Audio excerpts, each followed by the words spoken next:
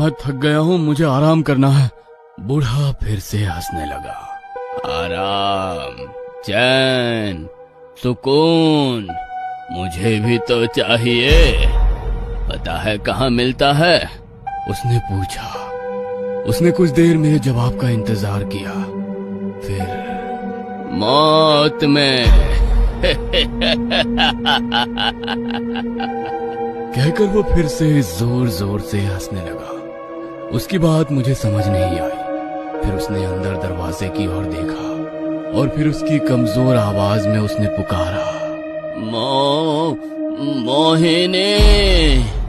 नाम सुनते ही ना जाने क्यों मेरे पूरे शरीर में रोमांच की लकीर दौड़ गई। जिस औरत की बस एक दूर से देखी हुई झलक ने मुझे पागल कर दिया था, उसे अब मैं जी भर के देखना चाहता था।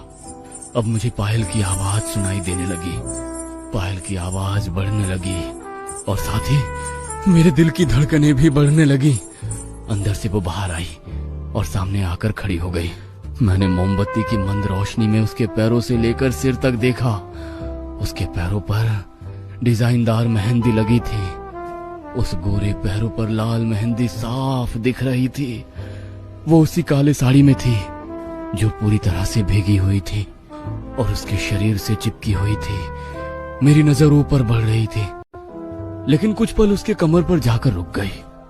अब उसकी नाभि की तरफ मेरी नजर चली गई। धीरे धीरे ऊपर से गिरता पानी का एक बूंद उसकी नाभि में जाकर रुक गया। मेरा हाथ अपनी छाती की ओर बढ़ा। मैं अपनी बढ़ती हुई धड़कन को शांत करने की कोशिश कर रहा था। मेरी नजर अब भी ऊपर बढ़ रही थी।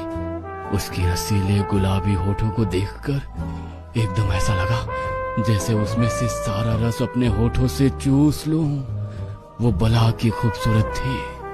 उसकी त्वचा दूध जैसी सफेद थी, लेकिन उसकी नजर अभी भी नीचे थी। फिर अचानक उसने मुझे देखा, फिर अपनी नजर नीचे कर ली, लेकिन उस पल में उसकी नीली चमकती हुई आंखों ने मेरे दिल को छू लिया। ये मोहिनी, मेरी पत्नी। बहुत जोर से बिजली चमकी, लेकिन उस बूढ़े की बात मुझ पर बिजली जैसी गिर गई थी। मैंने उस बूढ़े को देखा।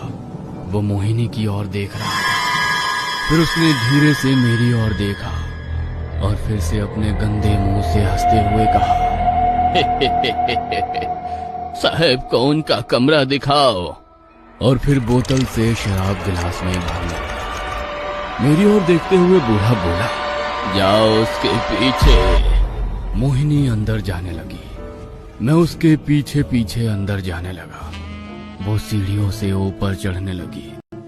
मैं उसके पीछे पीछे चल रहा था। जो जिस्म मैंने कुछ देर पहले बस दूर से देखा था, वही जिस्म अब मैं कुछ कदम दूर से भी जी भर के देख रहा था। उसके गीले बदन पर भीगे हुए बाल आराम से लटक रहे थे। उनमें से अभी भी पानी टपक रहा था। एक एक कदम ऊपर चढ़ते वक्त उसकी चाल में एक अलग ही अदा थी। मेरे पूरे शरीर में आग लग गई थी। बस अब मैंने ठान लिया, चाहे कुछ भी करना पड़े, इस मोहिनी को मैं अपने जाल में खींचूंगा और अपने अंदर लगे आग को ठंडा करूंगा। उसने एक कमरे का दरवाजा खोला। मैं अंदर गया, बैग रखा। मैंने उसे देखा। उसकी नजर अभी भी नीचे ही थी। वो तुम्हारा पति है? मैंने पूछा। उसने एक पल के लिए मुझे देखा और फिर हाँ में सिर हिलाया। लेकिन क्या ये सूखा हुआ कुआं तुम्हारी प्यास बुझा सकता है? मैंने थोड़ा पहेली में एक शरारती मुस्कान के साथ उसे पूछा। उसने सवाल भरी नजर से मेरी तरफ देखा, लेकिन कुछ समय बाद उसे मेरा सवाल समझ में आया और थोड़ी नाराजगी के साथ उसने सिर नीचे किया और चुपचाप चलने लगी। अब तुम्हारा कमरा कहाँ है? नहीं मतलब मुझे अगर प्यास लगे तो।